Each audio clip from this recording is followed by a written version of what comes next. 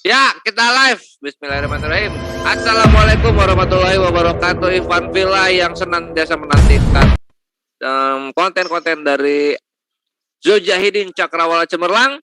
Berjumpa kembali dengan kami, para mujahid yang selalu senantiasa membantai syubhat dan fitnah dari kufar laknatullah. Dan insya Allah kita tidak akan bosan sampai sepanjang masa yang akan kita regenerasikan terus kepada generasi-generasi kita berikutnya. Tidak lupa Ivan Villa, kita di sini senantiasa ditemani oleh para guru-guru kita. Ada Ustadz Sugiono dan juga ada Guru Nazuma. Lalu kemudian ada banyak lah tentunya. Ada banyak. Ada Ustadz Zulfikar juga tidak lupa sebagai sebagai amir kita. Dan malam hari ini kita akan membahas mengenai topik apa Pak Zul? Ajaran kasih ini nyata atau hoax, begitu ya. Karena ajaran kasih ini digembar-gemborkan lebih mulia dan lebih logis daripada syariat Islam katanya. Jadi mari kita falsifikasi, mari kita cross check Ivan Villa. Dan tentunya kesempatan pertama kami akan berikan kepada gurunda kita semua, yaitu Gurunda Zulkifli M. Abbas. Assalamualaikum Gurunda. Waalaikumsalam warahmatullahi wabarakatuh. Alhamdulillah. Alhamdulillah, Gurunda ini semoga selalu disehatkan dan selalu bisa memberikan ilmu-ilmunya kepada kita gitu, sehingga kita bisa mewarisi ke generasi-generasi yang bawah. Gurunda, tafadol ilmunya, silahkan diberikan mengenai topik ini. Baik, tanpa mengurangi rasa hormat saya kepada para senior dan guru-guru yang ada di sini. Kebetulan karena saya yang diberi kesempatan untuk pertama kalinya dari sesi pembahasan tentang ajaran kasih. Jadi ketika kita berbicara mengenai ajaran, berarti kita diperhadapkan dengan materi-materi yang sifatnya berasal daripada kitab yang dianggap penganutnya sebagai kitab suci. Ya. Jadi ajaran tidak hanya sebagai rumusan-rumusan biasa, tetapi berdasar terhadap kitab yang dianggap pemeluknya sebagai kitab suci. Kemudian kasih. Kasih ini adalah merupakan upaya manusia untuk memberikan rasa nyaman terhadap makhluk lain. Jadi bukan hanya terhadap sesama manusia. Sehingga ajaran kasih bisa diartikan bahwa suatu ajaran yang mengedepankan kenyamanan terhadap makhluk lain. Nah, ini yang perlu dipahami dengan baik. Kenapa saya mengatakan bahwa ajaran itu sifatnya harus absolut berdasar daripada dalil-dalil kitab, bukan hanya slogan biasa. Karena kalau hanya mengatakan kasih, agama yang paling kasih adalah agama ini, kemudian tidak ada penjabaran di dalam kehidupan sehari-hari dibandingkan dengan agama lain, maka itu sebenarnya adalah aib. Misalnya, Islam mengaku sebagai agama rahmatan lil alamin. Tapi Islam tidak mampu membuktikan berdasarkan dalil, berdasarkan kaidah-kaidah di dalam kitab sucinya tentang kasih yang tidak dimiliki oleh agama lain. Artinya bahwa ya slogan itu siapapun bisa menyandang bahwa agamanya juga adalah rahmatan lil alamin. Tapi fakta di lapangan memang hanya agama Islamlah yang rahmatan lil alamin. Nah, bagaimana dengan ajaran kasih ini? Kalau misalnya agama tetangga mengklaim diri mereka adalah ajaran kasih, apakah mereka mampu menunjukkan bukti kasih itu, di mana kasih itu tidak dimiliki oleh agama lain? Sementara yang tertuang di dalam kitab suci mereka justru adalah dalil-dalil yang sangat-sangat prinsipil, ya, sangat-sangat prinsipil, sangat mendasar bagaimana hubungan mereka terhadap manusia lain di luar golongan mereka. Jadi kalau kita mengkaji lebih jauh, di dalam Al-Quran misalnya memang ada dalil Rasulullah Muhammad SAW itu adalah utusan Allah. Orang-orang yang bersama dengan dia adalah keras terhadap orang-orang kafir. Ada juga dalil dalam Al-Quran, perangilah mereka. Niscaya Allah akan menghancurkan mereka dengan perantaraan tanganmu. Dan Allah akan menghinakan mereka dan menolong kamu terhadap mereka. serta melegakan hati orang-orang yang beriman. Juga ada dalil di dalam Al-Quran. Hai orang-orang yang beriman, perangilah orang-orang yang menutup diri kepada Allah dan kepada para nabi dan rasulnya. Dan yang ada di sekitar kamu itu. Dan hendaklah mereka menemui kekerasan daripadamu. Dan ketahuilah bahwasanya Allah bersama orang-orang yang bertakwa. Dan juga ada dalil di dalam Al-Quran. Hai Nabi, perangilah orang-orang yang kafir dan orang-orang munafik dan bersikap keraslah terhadap mereka. Namun dalil-dalil ini justru adalah merupakan perintah yang mendasar terhadap kepongahan, keangkuhan, dan juga saya katakan kebodohan orang-orang atau umat-umat terdahulu atau umat di luar daripada ajaran agama Islam. Kenapa? Karena dalil ini adalah standar yang paling rendah kalau mau dilihat dari sifat kekerasan yang ada di dalam unsur perintahnya. Contoh. Kalau dibandingkan dengan dalil misalnya, ya, yang ada di dalam kitabnya orang Kristen yang menganut ajaran kasih. Di dalam 1 Samuel 15 ayat 3 misalnya, atau Yehezkiel 9 ayat 5 sampai ayat 7. Atau Ulangan 20 dan seterusnya. Jangan ada belas kasihan kepadanya, bunuhlah semuanya, laki-laki maupun perempuan, kanak-kanak maupun anak-anak yang menyusui. Dalil ini tidak akan pernah ditemukan di dalam Al-Quran yang standarisasinya mengajarkan pembantaian atau pembunuhan terhadap orang yang di luar daripada golongan atau sekelompok umat muslim yang ada pada masa itu. Karena ini dalil yang saya bacakan tadi adalah dalil yang harus digaji asbabul nuzulnya. Nah, kalau kita melihat, janganlah ada belas kasihan kepada mereka. Bunuhlah semua, laki-laki maupun perempuan, remaja, anak-anak, ataupun anak-anak yang sedang menyusui. Artinya, tidak ada belas kasih di situ. Pukullah sampai mati. Janganlah merasa sayang dan jangan kenal belas kasihan. Orang-orang tua, ya, taruna-taruna, anak-anak gadis, anak-anak kecil, perempuan-perempuan, bunuh dan musnahkan. Yehezkiel 9 ayat 5, ayat 7. Nah, kalau kita melihat dalil ini, kasih apa yang ingin diajarkan gitu loh. Sementara konsepnya adalah yang mengajarkan kemudian hukum tertinggi kasihilah Allahmu. Yang kedua, kasihilah sesamamu. Sama seperti kamu mengasihi atau bahkan lebih mengasihi daripada kasihmu terhadap dirimu sendiri. Ini ada upaya cuci tangan. Setelah dia puas membunuh, barulah kemudian mengatakan, kasihilah sesamamu manusia lebih dari kau mengasihi dirimu sendiri. Setelah puas membunuh. Dan oknum ini ditengarai adalah itu juga yang berfirman di perjanjian baru, perjanjian lama.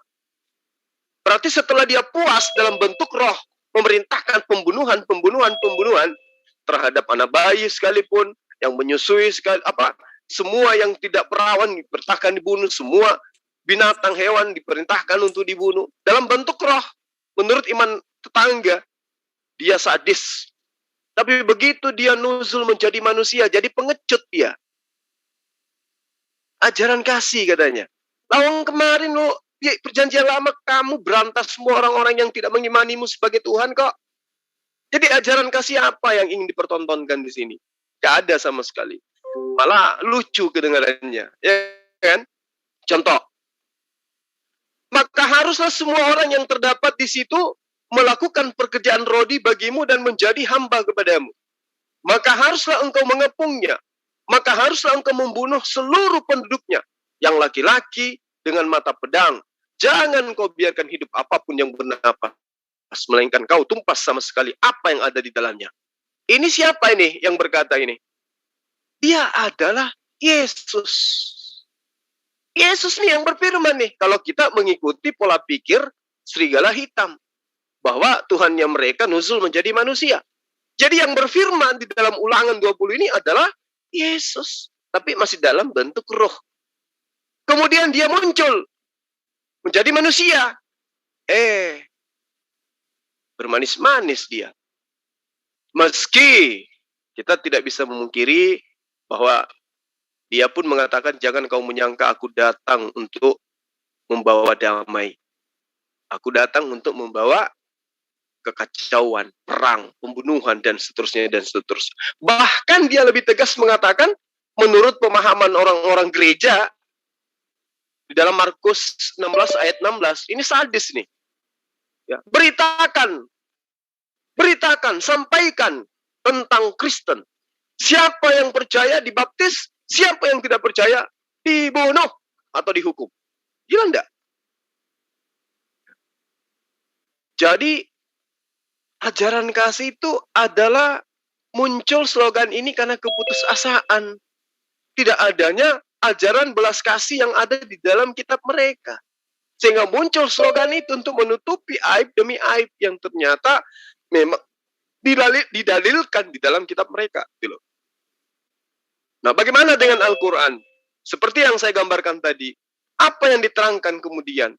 Dan perangilah di jalan Allah orang-orang yang memerangi kamu, tetapi janganlah kamu melampaui batas.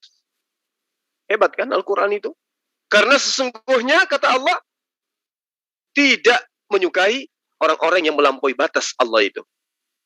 Lalu kemudian bagaimana dengan Rasulnya? Rasul Muhammad SAW bersabda dengan sangat tegas, barang siapa yang terbunuh karena membela hartanya, maka dia syahid. Barang siapa yang terbunuh karena membela darahnya, maka dia syahid. Barang siapa yang terbunuh karena membela agamanya, maka dia syahid. Dan barang siapa yang terbunuh karena membela keluarganya, maka dia pun syahid. Jadi kaidahnya, rumusannya jelas. Yang diperjuangkan di sini apa? Ya. Bela diri,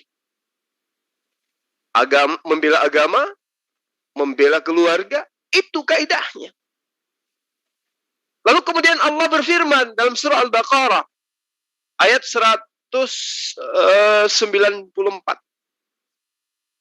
Allah berfirman, oleh karena itu barang siapa yang menyerang kamu, maka seranglah dia. Seimbang dengan serangannya dia terhadapmu. Jelas kaidahnya. Bertakwalah kepada Allah dan ketahuilah bahwa Allah beserta orang-orang yang bertakwa. Kaidahnya jelas. Metode, caranya untuk menyerang orang itu sesuai dengan apa yang diterangkan dalam Al-Quran. Dalam surah An-Nisa, Allah berfirman, tetapi jika mereka membiarkan kamu dan tidak memerangi kamu serta mengemukakan perdamaian kepadamu, maka Allah tidak memberi jalan bagimu untuk melawan atau membunuh mereka. Luar biasa Al-Quran itu. Ya. Jadi luar biasa Al-Quran itu. Sangat luar biasa. Sehingga Rasul Muhammad SAW mengatakan, barang siapa yang membunuh seorang yang telah melakukan perjanjian, maka dia tidak akan mencium wangi surga. Padahal sesungguhnya wangi surga itu sudah dapat tercium dari jarak perjalanan 40 tahun. Subhanallah. Jadi kalau ada perdamaian ya, yang terjadi di antara kedua belah pihak, Rasulullah mengatakan, mengancamnya, barang siapa yang membunuh orang yang telah melakukan perjanjian damai, maka dia tidak akan mencium wangi surga. Ini kata siapa? Kata Rasulullah Muhammad SAW sebagai junjungan umat Islam. Ya. Lalu kemudian Rasulullah juga mengatakan gini, ketahuilah, siapa saja yang menzalimi orang yang telah melakukan perjanjian, lalu kemudian dia mengurangi haknya, membebaninya di atas kemampuannya, atau mengambil sesuatu darinya tanpa persetujuannya, maka Rasulullah SAW mengatakan, maka akulah penghujatnya pada hari kiamat. Subhanallah. Luar biasa ini. Nah, lalu kemudian terakhir dari saya, dalam surah Taubah ayat 6 dikatakan, Allah berfirman, dan jika seorang di antara orang-orang musyrik itu meminta perlindungan kepadamu, maka lindungilah dia supaya ia sempat mendengarkan firman Allah. Kemudian, setelah mendapatkan perlindungan, apakah dibiarkan begitu saja pergi? Tidak, kata Allah. Kemudian antarkanlah mereka ke tempat yang aman baginya. Demikian itu disebabkan mereka kaum yang tidak mengetahui. Subhanallah. Betapa indah ajaran Islam ini. Sangat luar biasa. Bandingkan, ya, bandingkan ketika di dalam Matius 5 ayat 44 atau Lukas 6 ayat 27.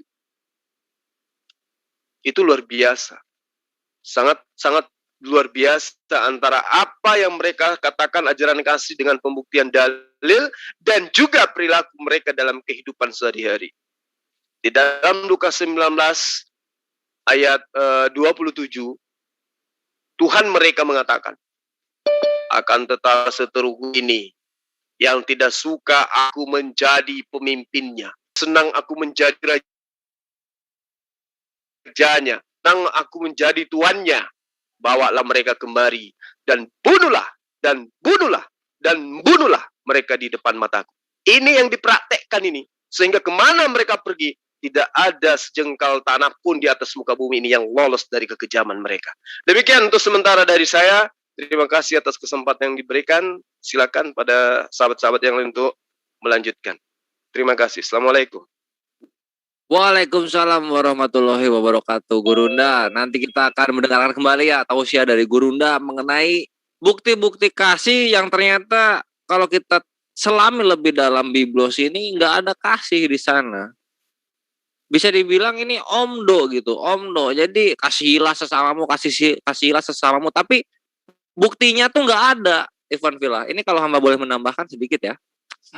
Contoh misalnya, bukti kasih sayang Rasulullah ini. Ketika Safiyah, salah satu istri Rasulullah, ini akan menaiki untanya, Rasulullah itu menurunkan badannya lalu meletakkan lututnya agar Safiyah bisa menginjak paha Rasulullah tersebut sehingga sampai ke unta. Itu bukti kasih sayang. Menyuapi cucu-cucunya, menggendong cucu-cucunya, itu bukti kasih sayang. Yesus pernah apa? Selain sepik-sepik doang, Yesus Yunani ini pernah apa? Itu loh. Nanti kita babat lebih jauh dari asatid kita. Dan terutama ini udah ada Ustadz Zina Tahta yang resen untuk memberikan tausiahnya. Ustadz Tahta, tafadol. Waktu dan tempat kami persilahkan. Oke. Assalamualaikum warahmatullahi wabarakatuh. Waalaikumsalam warahmatullahi wabarakatuh. Bismillahirrahmanirrahim. Allahumma sholli ala sayyidina wa maulana Muhammad. Langsung saja, saya sengaja angkat tangan karena apa? Kalau saya tidak daftar duluan, dalil-dalil sudah disebut semua oleh Guru Tajuma. Habis ini Ustaz Sugi, habis ini siapa? Saya dapat apa kan gitu. Nah, jadi tak serobot dulu biar saya tidak kehabisan dalil gitu ya. Nah, pertama, ini masalah tentang ajaran kasih gitu ya, atau nanti akhlak atau apa ya. Ternyata memang kalau kita mengkaji dua kitab ya, baik Bible ya, atau Al-Quran, kitab Al-Quran dibandingkan dengan Bible gitu ya, tentu saja kita itu sudah banyak dalil-dalil ya. Bahkan kita sudah mempunyai contoh. Siapa? Ya Rasulullah. Ya, Bismillahirrahmanirrahim. Laqad kana lakum fi Rasulillahi uswatun hasanatun liman kana yarjullah wal yaumal akhir. Wa dzakarallaha katsira. Sesungguhnya telah ada pada diri Rasulullah itu suri tauladan yang baik bagimu, yaitu bagi orang yang mengharap rahmat Allah. Jadi sudah ada tauladan. Makanya jelas kalau kita mengikuti kehidupan, ya Rasulullah menjadi contohnya. Ya, yaitu Al-Quran dengan hadis ya. Nah, di situ nanti saya juga akan sebutkan dalil-dalil dari Bible. Seperti apa ternyata. Benar nggak ajaran kasih kan gitu ya. Nah, pertama saya pakai ajaran Al-Quran dulu. Bahwa memang dalam Al-Quran itu ya kasih. Baik banget ya. Karena apa? Karena contohnya Rasulullah uswatun hasanah. Jangankan tentang sosial. Ya, wong cara debat aja diatur. Ya, wala tujadilu ahlal kitab illa billati hiya ahsan. Dengan cara baik, ud'u ila sabili rabbik bil hikmah wal mau'idhah hasanah. Dengan baik. Juga kalau kita cari ayat-ayat yang begitu dahsyat akhlaknya ya. Misalnya kalau kita jangan berkata kasar, Ali Imran 159, tahanlah marah, tidak boleh marah. Ali Imran 134, berbaiklah kepada orang lain. Ya, An-Nisa 36, jangan sombong dan congkak. Ya, Al-A'raf 13. Ini kalau saya sebutkan 100 ada nih. Ya. Nah, itu semua adalah memang ajaran bagus itu di dalam Islam ya. Karena memang al-yauma akmaltu lakum dinakum. Sudah sempurna ajaran kita itu, Islam ya. Sehingga mau cari yang seperti apa? Yang kasih banyak. Ya, tapi kalau kita pakai Bible ya beda banget. Karena apa? Karena di dalam Islam ya, di dalam Islam itu masalah wanita saja. Makanya dalam Islam ada hadis, sebaik-baiknya lelaki adalah orang yang berbuat baik kepada istrinya. Nah, gitu ya. Nah, jadi perempuan itu memang sangat dimuliakan di dalam Islam. Ya. Nah, tapi kalau dalam Bible ya beda lagi nanti. Ya, dulu di zaman jahiliyah anak perempuan harus dibunuh. Nabi Muhammad diutus malah tidak ada seperti itu. Dulu sebelum Islam datang, apalagi di adat orang Yahudi, orang haid itu, perempuan istri haid, itu tidak boleh tidur bareng. Ya. Nah, dibuat kamar khusus. Tapi ketika Islam datang, apa? Illa faqul izar. Kalau istrimu haid, ya kamu tidurin, asalkan jangan disetubui. Ya dipeluk gitu. Nah, tapi kalau dalam kitab selain Islam, coba, perempuan tidak memiliki hak mengemukakan pendapat atau bertanya. 1 Korintus 14:34. Sama seperti dalam semua jemaah, orang-orang kudus, perempuan-perempuan harus berdiam diri dalam pertemuan-pertemuan jemaah. Sebab mereka tidak diperbolehkan untuk berbicara. Mereka harus menundukkan diri seperti yang dikatakan juga oleh hukum Taurat. 1 Korintus 14:25. Jika mereka ingin mengetahui sesuatu, baiklah mereka menanyakannya kepada suaminya di rumah. Sebab tidak sopan bagi perempuan untuk berbicara dalam pertemuan jemaah.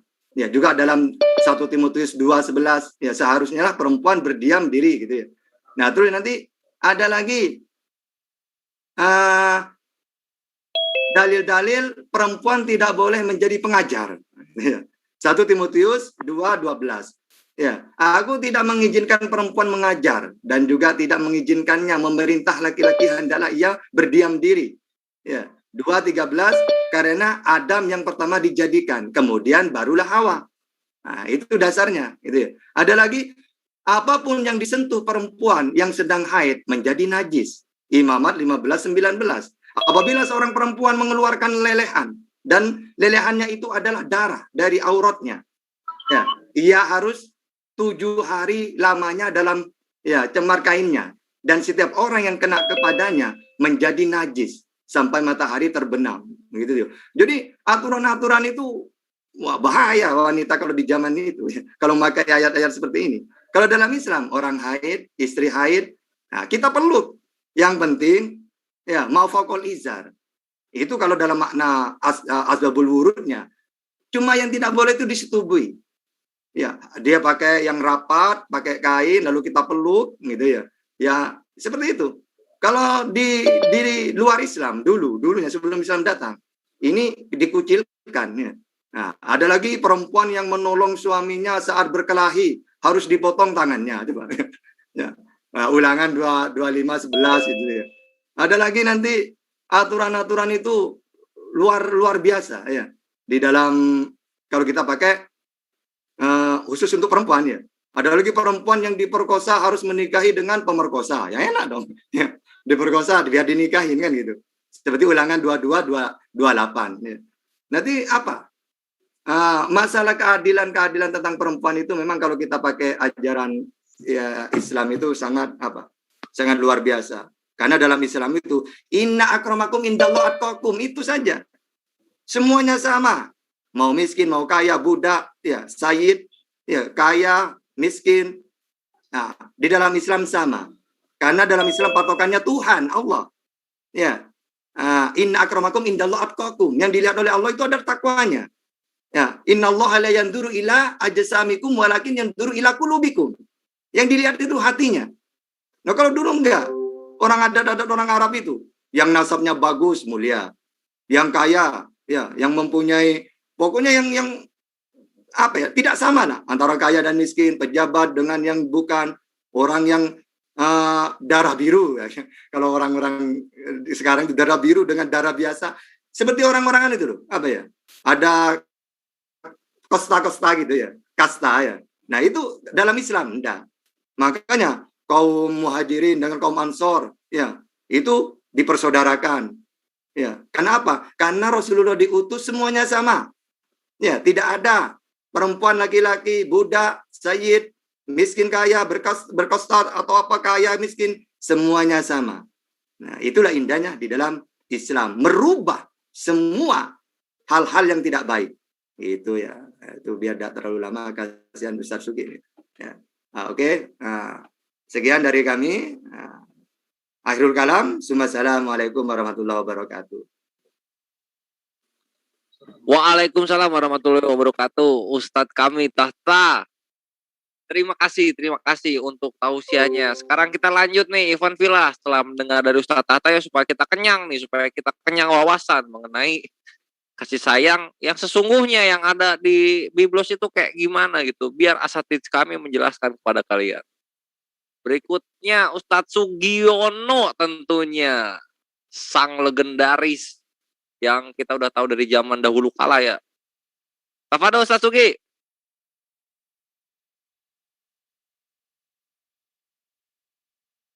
Ustadz Sugi, ke-mute. Atau masih di ruangan lain ya?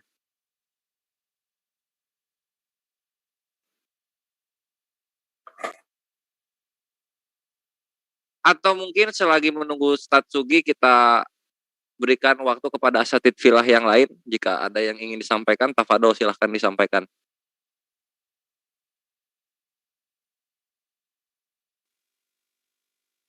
Ini nih Ustadz Handi Slebes. Tafadhol, Ustadz eksak kami. Ini kok yang lain pada diam sih? Iya, nggak apa-apa. Ayo Bang, beri Bang. Saryawan. Oh, Saryawan. Kalau topiknya mengatakan Kristen itu agama kasih, ya itu nonsen lah. Justru sebaliknya itu. Kristen itu mengajarkan kekerasan, bukan belas kasih. Banyak kok faktanya. Tadi berikut beberapa yang sudah dibacakan oleh Ustaz Juma, Ustaz Tahta gitu ya. Perang salib dan sebagainya seperti di Bosnia, Chechnya, dan Kepulauan Maluku lah dalam negara kita sendiri. Orang-orang Kristiani lah yang memburu dan membunuh umat Islam di mana saja mereka berada waktu itu. Orang-orang Kristen yang melakukan keganasan ternyata didorong oleh apa? Ayat-ayat yang dibacakan yang tadi itu gitu loh. Kita bisa tengok Yosua, mereka menumpas dengan mata pedang segala sesuatu yang di dalam kota. Gitu, baik laki-laki maupun perempuan, baik tua maupun muda, sampai kepada lembu, domba, dan keledai. Sampai Ulangan 20:16 juga. Apa yang disisakan? Hanya kepada yang perempuan-perempuan muda yang harus dibiarkan hidup. Artinya perempuan perawan dibiarkan hidup. Nggak tahu buat apa itu loh. Kenapa mesti harus milih-milih sih gitu loh. Nah ini ajaran apa begitu? Seperti di Matius, jangan kamu menyangka aku datang membawa damai. Seperti yang dibacakan tadi Ustadz Juma itu. Melainkan pedang. Pedang untuk apa itu loh, Yesus bawa pedang. Yesus kan datang ke muka bumi itu bukan tujuannya perang itu loh. Dia nggak punya prajurit, dia nggak punya laskar, dia nggak punya mesiu, dia nggak punya perbekalan tuh. Ngapain bawa pedang? Mereka itu misinya hanya misi pengobatan karena nggak bisa sanggup berperang. Dengan mujizat kan beliau itu. Tuh. Terus kemudian di Lukas, aku datang untuk melemparkan api ke bumi. Dan betapalah aku harapkan api itu telah menyala. Kamu menyangka bahwa aku datang untuk membawa damai juga di muka bumi itu loh. Lukas 19:27 juga. Akan tetapi semua seterupu ini yang tidak suka aku menjadi rajanya, bawalah mereka kemari. Bunuhlah di depan mataku. Yesus minta orang-orang yang itu dibunuh depan mata Yesus gitu loh. Kalau memang menurut mereka semua penulis ini adalah kata Yesus. Belum lagi Matius, campakkanlah hamba yang tidak berguna itu ke dalam kegelapan. Yang paling gelap, di sanalah akan terdapat ratap dan retak gigi. Ini ajaran apa gitu loh. Belum lagi di Bilangan dan seterusnya gitu loh. Jadi saya mohon teman-teman Kristen itu loh, lupakan ajaran kasih itu. Itu ajaran kasih itu hanya terbungkus indah Tapi di dalam praktek yang ada tertulis baik secara implisit maupun tertulis, Anda baca Bible-nya baik-baik. Jangan Anda lagi katakan kalau ada kata-kata yang sedikit menyinggung, terus sesuatu yang berhubungan dengan kekerasan, Anda menyatakan dengan seenaknya, itu hanya alegoris, itu hanya umpama. Terus yang jelasnya mana kalau semua umpama gitu loh. Emang lembaga Alkitab Indonesia waktu itu bisa belajar dengan umpama-umpama begitu? Ya enggak lah. Untuk itu saudara-saudara Kristen kalau sempat mendengarkan di luar sana, ya jadilah Kristen yang jujur gitu loh. Akui bahwa memang dalam Bible itu Anda itu banyak ayat kekerasan. Mana ajaran kasihnya gitu loh. Siapa yang membawa Kristen masuk ke Indonesia? Kita tahu semua, Belanda penjajah Indonesia begitu lama begitu. Membangun gereja, sambil menjajah, menguras harta, membunuh. Terus kemudian meninggalkan agama yang Anda anut ini gitu loh. Jadi agama yang kalian anut itu loh agama yang ditinggalkan oleh penjajah yang merusak tatanan kehidupan rakyat Indonesia. Nenek moyang kita berjuang. Saya yakin juga bahwa Kristen banyak ikut berjuang. Kita nggak boleh menampilkan itu. Tapi penjajah ini meninggalkan gereja yang dibangun yang begitu mega di samping istana negara kita yang berdampingan dengan Istiqlal. Siapa yang bangun itu? Ya penjajah. Saya juga kadang-kadang bingung ini teman-teman yang agak sedikit terlalu banyak toleransi. Memberikan tempat parkir kalau ada hari raya besar. Ini bukan toleransi yang kami maksud. Untuk itu kepada teman-teman yang di luar sana itu, Kristen itu di mata mereka itu baik, tapi di dalam hatinya busuk. Mereka adalah misionaris. Untuk apa mereka itu misionaris itu? Mereka akan mau memperbanyak Kristen di Indonesia dengan cara apapun, termasuk kasih Indomie, kasih sesuatu. Sasaran empuknya adalah kepada saudara-saudara kita yang miskin akan ilmu pengetahuan apa itu Islam. Makanya betul kata Ustadz kita Abdul Somad bahwa pakailah itu HP-mu itu. Ini HP yang kita pegang ini jangan pakai main game. Pakai untuk dakwah. Sentuh mereka, hilangkan TikTok, hilangkan game. Pakai baca Al-Quran, baca hadis, sampaikan 1-2 ayat kepada tetanggamu, kepada keluargamu, agar tidak mudah dibodoh-bodohi oleh misionaris Kristen yang selalu berambisi untuk memperluas ajaran Kristen di Indonesia. Oke, saya agak sedikit emosi karena baru saja saya debat di grup sebelah bahwa katanya Kristen ajaran kasih. Untuk itu saya kembalikan ke moderator. Terima kasih. Assalamualaikum warahmatullahi wabarakatuh. Waalaikumsalam warahmatullahi wabarakatuh. Iya, Bang Andi. Simpan emosi itu, Bang Andi. Simpan emosi itu, jangan dihilangkan, tapi diarahkan, Bang Andi. Nah, kita akan keplak-keplak, ini batinnya terhitung, supaya mereka paham bahwa kasih yang sejatinya itu adanya ya di dalam Islam. Karena Yesus ngajarin kasih itu, nyampenya baru di mulut, belum di perbuatan. Tidak ada perbuatan Yesus yang melambangkan kasih kepada sesama. Ayo adu dalil, kalian terhitung, naik sini. Nah, berikutnya silahkan. Jika ada yang lain asatidillah, waktu dan tempat hamba silahkan. Dan hamba nantikan. Assalamualaikum warahmatullahi wabarakatuh. Akhirnya, apa dong? Baik, saya semuanya sudah dipaparkan ya. Tahta, juga Bang Andi, semoga itu menjadi bahan pertimbangan untuk saudara-saudara kita yang masih. Saya mau bilang agama, sebenarnya bukan agama. Ngomong aja Kristen, nggak usah ngomong agama, itu bukan agama. Di dalam kitab Samuel pasal 1 Samuel pasal 15 ayat 3 pun sama. Ajaran pembunuhan. Bahkan bayi-bayi sekalipun dibunuh. Tapi semuanya sudah dipaparkan oleh guru-guruku satu-satu. Jadi saya cuma memberikan pengalaman saya. Dari kecil dari kecil kita itu sudah dibentengi. Dari kecil itu kita sudah dibentengi. Jangan lama-lama lihat orang-orang Islam, orang-orang yang non Kristen. Nanti katanya nanti disunat, nggak boleh. Jadi kita dibatasi oleh keegoisan kita. Kita dibatasi oleh keegoisan kita. Bahkan waktu istri saya ke rumah orang tua saya, malah disuruh pisah dengan saya. Apakah itu ajaran kasih? Saya akan sebut nama ibu tiri saya, Dorlin Chenbo. Dia suruh bilang, untuk apa? Untuk apa kamu bertahan di sini? Ini kamu pulang, tinggalkan Nasir sendiri di sini. Apakah ini ajaran kasih?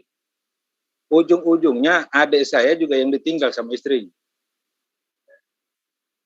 Dan saya beriman kepada Allah. Saya meminta Allah untuk melindungi rumah tangga saya. Bahkan itu juga, jadi sifat-sifat kebencian pada diri mereka itu sudah tertanam dari kecil. Dengan sifat keegoisannya mereka. Dan macam-macam. Kita kembali ke sifatnya Rasulullah. Saking Rasulullah itu orang yang tidak egois, tidak sombong akan jabatan sebagai Nabi. Ketika Nabi ditanya, "Man akun nas bisu'bani ya Rasul?" Kepada siapakah baktiku akan kuberikan ya Rasul? Apakah kepada guruku, ustadku, atau siapa? Apa kata Rasulullah? Kalau memang Rasulullah itu orang sombong, congkak, pasti dia mengatakan saya, karena saya pemimpin agama. Tapi tidak, Nabi hanya mengatakan ummuka, ibumu. Ditanya lagi, summa man ya Rasul? Ummuka. Ditanya lagi, summa man ya Rasul? Ummuka. Ibumu. Betapa luar biasanya kasih sayang Rasulullah kepada umat. Tidak egois, tidak sombong, karena jabatan sebagai Nabi. Begitu luar biasanya Nabi Muhammad Sallallahu Alaihi Wasallam. Mungkin hanya itu saja yang saya sampaikan, karena semuanya sudah dipaparkan oleh guru-guruku, ustaz-ustazku, dan semoga diberikan hidayah oleh Allah, diberikan rahmat oleh Allah, diberikan kesehatan oleh Allah Subhanahu wa Ta'ala. Semoga kita yang ada di ruang sini pun diberikan kesehatan, diberikan rezeki yang barokah dunia dan akhirat, insyaallah. Terima kasih, saya kembalikan kepada moderator. Amin. Assalamualaikum warahmatullahi wabarakatuh. Waalaikumsalam warahmatullahi wabarakatuh. Beliau ini yang barusan berbicara itu adalah Pak Nazir, kalian. Beliau adalah salah satu mu'alaf yang insya Allah selalu itu istiqomah dan makin menjadi lebih baik lagi gitu dalam ketaatannya kepada Allah Azza wa Jalla setiap tahunnya. Ini adalah salah satu yang patut menjadi teladan kita semua bagi kaum muslim, terutama yang muslim dari lahir, begitu loh. Karena mu'alaf ini datang dari agama propaganda kasih menuju agama rahmatan lil alamin yang sesungguhnya. Saya tambahkan satu boleh? Tafadol, tambahkan sebanyak-banyaknya, Ahi. Karena ajaran kasih, maka kitab LGBT di Amerika dikeluarkan dan di mana-mana sudah dikeluarkan. Ini yes, satu itu ajaran ada ya. Kasih.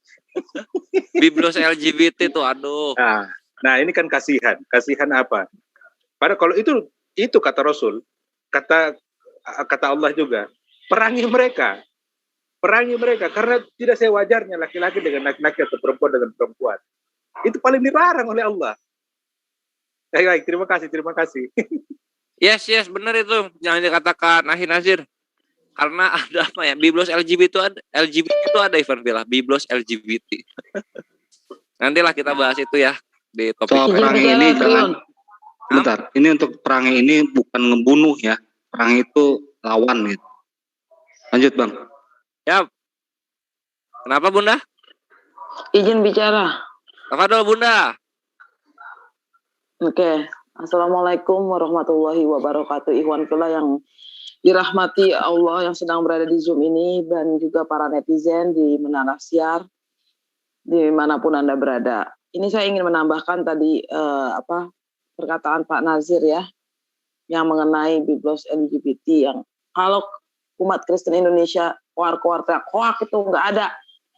Itu nggak mungkin di Amerika LGBT-nya begini-gini. Saya bisa garansi 100%. Saya jamin 100%. Ya. Enggak 99%, enggak 99,9%. LGBT itu ada. Dan di beberapa negara bagian, khususnya di Massachusetts, di California, dan di beberapa negara bagian, kecuali Amerika bagian selatan ya, seperti Kentucky, Texas, Tennessee, Mississippi, yang merupakan mereka basis dari Republikan dan Kristen fanatik, itu mereka agak tertutup. Tapi kalau di sini, depan mata saya, cium-ciuman, gandengan tangan, they proud. Malah ada istilah, malah mereka bilang, I'm queer and I'm proud of it. Mereka bangga dengan identitas mereka sebagai LGBT. Apakah saya rasis terhadap mereka? Tidak. Saya tidak melihat itu sebagai bentuk terhadap sesama human being. Saya tidak merasisi mereka, saya justru kasihan. Karena itu adalah sesuatu hal yang sangat menyimpang. Di ajaran agama Yahudi, di ajaran agama Islam, bahkan di agama Kristen sekalipun. Apa mereka? Wow, they're proud. Mereka menunjukkan diri mereka. Bakal ada yang pakai kalung salib. Saya sering kok ketemu. Sering saya bertemu dengan orang-orang seperti itu. Baik yang perempuan suka dengan perempuan, lalu laki-laki dengan laki-laki, bukan hanya homo aja ya, lesbian juga banyak di sini. Nah, jadi yang tadi Pak Nasir bilang tuh nggak hoak ya. Banyak, apalagi di California, sangat dilindungi. Mereka itu ada organisasinya dan mereka dilindungi. Hak-hak mereka itu dilindungi. Jadi kalau misalkan mereka dipukul atau bahkan sampai dibunuh berdasarkan karena mereka itu seorang LGBT, hukuman yang didapat oleh pembunuhnya atau hukuman yang didapat oleh yang melakukan assault atau apa itu merupakan capital punishment dari negara, sudah ditentukan oleh federal law sebagai hukuman against racism. Jadi itu bisa kalau sampai terbunuh dengan niat karena alasannya gay itu bisa hukuman mati di beberapa negara bagian. Jadi ini fakta ya, gitu. Nah tadi Pak Nasir juga sempat mention perangi, tapi bukan berarti kita harus memerangi secara fisik lalu membunuh atau melukai, enggak. Kita sadarkan mereka. Kita semua umat Islam di sini, ayo mari sama-sama menyadarkan siapapun itu yang melakukan penyimpangan seksual. Karena itu bukan kodratnya. Tapi jangan sampai kita melukai badan dan melanggar undang-undang. Untuk di Indonesia ya. Itu pesan saya. Dan untuk mengenai agama kasih. Kalau netizen menonton channel Julfikar beberapa hari yang lalu, mungkin netizen melihat adanya diskusi antara seorang yang bernama Vivo dengan siapa itu? Siapa Billy. Pak Handi? Billy. Bukan Richard. yang aduh saya lupa itu yang waktu itu sama Mahadewa debat itu loh. Bang Richard. Richard. Nah, ini sesama Kristen aja seorang yang bernama Vivo itu bisa berkata-kata kasar. Padahal sesama Kristen loh. Tapi saya nggak tahu denomnya apa, mungkin berbeda denom. Apakah itu ajaran agama kasih? Itu aja loh, secara logika. Sudah bisa langsung membidat-bidatkan, menyesat-nyesatkan. Bagaimana untuk diterapkan dalam kehidupan. Baru berbeda pandangan aja sudah begitu gitu loh. Apakah ajaran Assalamualaikum kasih? warahmatullahi. Waalaikumsalam warahmatullahi wabarakatuh. Apakah ajaran kasih yang menghina, melecehkan keyakinan orang lain, menyumpah serapahi, gitu loh. Oh, saya punya ajaran agama kasih gitu. Ini dalam realita dalam suatu percakapan, ya. Apakah ajaran agama kasih itu diterapkan dalam hukum dan kehidupan bermasyarakat dalam suatu negara? Apakah itu bisa? Jadi kalau istri kamu diperkosa, anak kamu diperkosa, rumah kamu dirampok, cukup memaafkan, case closed, begitu. Apakah itu agama kasih? Jadi saya himbau, gak usah keluar-keluar dengan agama kasih. Saya terus terang, saya tidak pernah keluar-keluar agama yang saya yakini agama kasih atau apa gitu ya. Enggak. Saya manusia biasa. Kalau lu colek, lu gue tabokin sampai bonyok. Lu colek gue tabokin lu sampai bonyok. Urusan itu dosa atau enggak itu nanti gue sama Tuhan, sama Allah. Tapi yang jelas urusan lu sama gue clear. Tapi saya nggak keluar-keluar. Oh, agama kasih. Lalu saya mengaplikasinya dengan hal-hal yang berlawanan.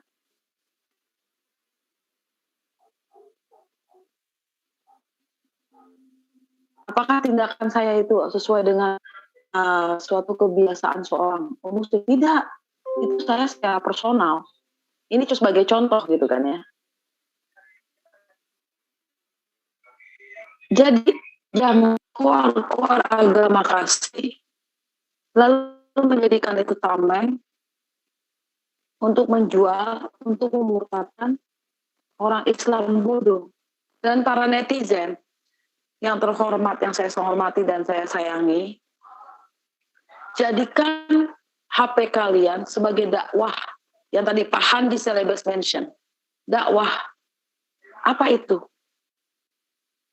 Kalian bisa menonton channel-channel muslim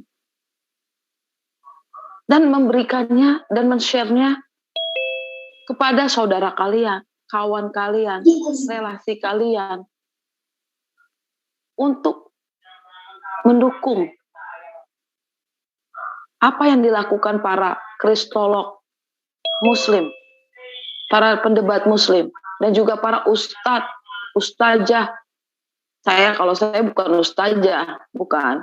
Saya orang biasa, saya muslim awam yang pengetahuan agamanya juga nggak ada apa-apanya gitu loh. Baru terus terang aja, saya baru belajar ngaji gitu loh. Jadi jadikan itu sebagai sarana kalian berdakwah. Orang muslim awam seperti saya ini contohnya. Saya ini muslim awam yang nggak tahu apa-apa. Terus terang aja, sholat aja baru berapa bulan yang lalu. Puluhan tahun saya nggak pernah sholat. Saya don't care, don't give a shit. Tapi sekarang I do care. I do afraid. Jadikan itu sebagai sarana dakwah kalian untuk melawan propaganda-propaganda umat sebelah yang coba mempelintir ayat-ayat suci Al-Quran untuk supaya saudara seiman kita bisa dimurtadkan. Kalau kalian mengikuti perdebatan, di satu sisi mereka selalu bilang, oh Yesus itu bukan Isa, dari lahirnya aja, dari tempat lahirnya, yang kami di kandang domba, kalian bilang di tempat kurma, segala macam. Oh ibunya, kalau kami Maria, kalau di Islam Maryam. Ya walaupun dijelaskan secara rinci itu kalau bahasa Arab begini, ini begini, tetap aja. Tapi fakta di lapangan, ketika mereka mau memurtadkan umat Islam, mereka selalu bilang Nabi Isa alaihissalam. Saya bohong. Coba lihat di kalender kenaikan Isa al-Masih. Kenapa nggak ditulis kenaikan Yesus Kristus? Lalu dilihat, Google aja, banyak gereja Isa Al-Masih. Kok ngakuin tuh? Konsisten dong.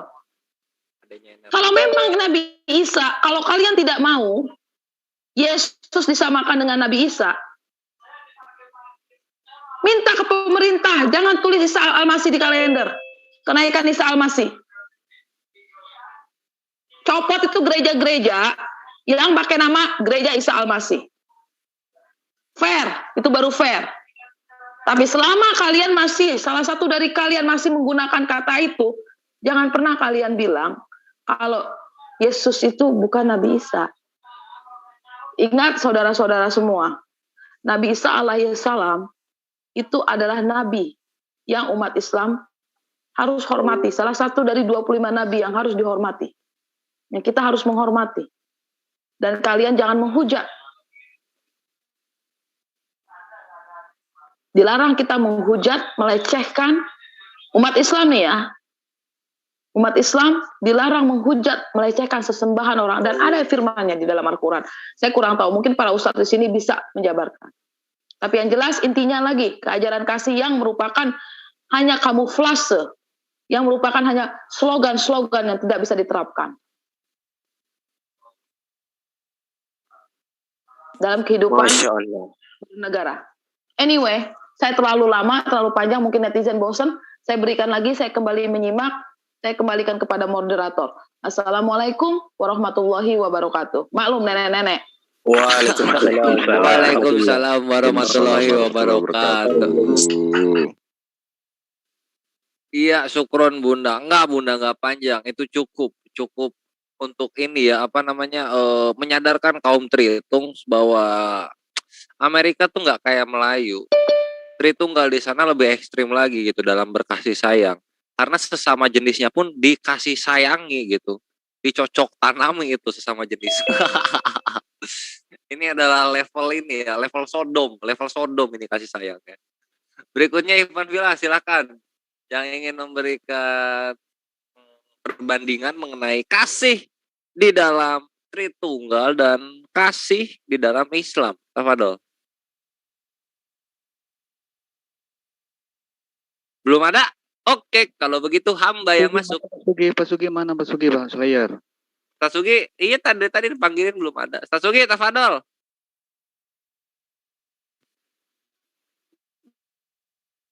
Tuh, belum ada. Ya udah hamba dulu ya. Maaf, saya masih urusan sama Oh iya, siap Tasugi. Silakan di ini.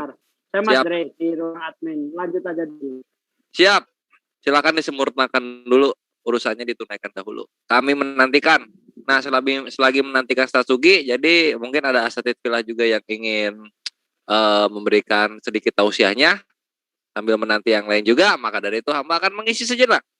Mari kita sadarkan Tritung mengenai bagaimana biblosnya ini bekerja gitu, soal kasih sayang. Kalau misalnya emang benar ini siapa Tritunggal cabang Melayu ini Tuhan yang mengajarkan kasih sayang, lalu kenapa ada ayat Ivan Villa silakan dibuka Lukas 14 ayat 23 ya. Lalu kenapa ada Lukas 14 ayat 23 begitu? Bentar. Aduh. Screen kita buka. Nah, ini dia. Ini kita baca satu skop aja ya, karena mereka tuh kadang suka bertakia. Kalau misalnya udah dapat ayat ininya, ayat yang membongkar takianya, mereka suka bilang baca satu skop. Baca dari Kejadian 1 ayat 1 supaya kamu ngerti. Dableng. Nah, ini di sini ya. Jadi di perikop ini adalah perumpamaan tentang orang-orang yang berdalih. Lalu dalam perumpamaannya tersebut, Yesus berkata begini di Lukas 14 ayat 23. Lalu kata Tuhan itu kepada hambanya, pergilah ke semua jalan dan lintasan dan paksalah orang-orang yang ada di situ masuk karena rumahku harus penuh. Sebab aku berkata kepadamu tidak ada seorang pun dari orang-orang yang telah diundang itu akan menikmati jamuan. Nah ini jadi kalau kita lihat ya secara perspektif Islam ini adalah paksaan untuk menerima ketritunggalan, Ivan Villa. Jadi harus penuh, rumahnya Yesus ini harus penuh. Rumahnya Yesus yang di sorga, yang disiapin lapak-lapaknya itu harus penuh. Maka dari itu, orang-orang di luar Tritunggal, orang-orang yang tidak suka menyembah manusia, harus dipaksa menyembah manusia. Ayatnya di mana? Di Lukas 14 ayat 23, Ivan Villa. Lalu kata Tuhan itu kepada hambanya, pergilah ke semua jalan dan lintasan dan paksalah, dipaksa loh. Ini kasih apa nih? Kasih kok ada paksa-paksa ini Yesus nih. Baru satu. Belum nanti murid-muridnya juga meneladankan sesuatu yang sama begitu mengenai tuan dan budak. Nah, dalam Islam udah jelas ya, ketika kita beragama itu ya la ikraha fiddin, ifatillah. Tidak ada paksaan dalam beragama. Jadi lu mau menyembah gelas, mau menyembah roti, mau menyembah anggur, mau menyembah palang kayu, silahkan. Nggak dipaksa. Lu kalau misalnya beriman begitu silahkan. Karena kalau dalam Islam syaratnya beragama itu ya harus berakal. Tapi kalau kalian ingin menaruh akal kalian di atas tanah, ya itu terserah kalian. Ikraha fiddin. Nggak ada paksaan. Ini adalah salah satu bentuk kasih dari kami kepada kalian.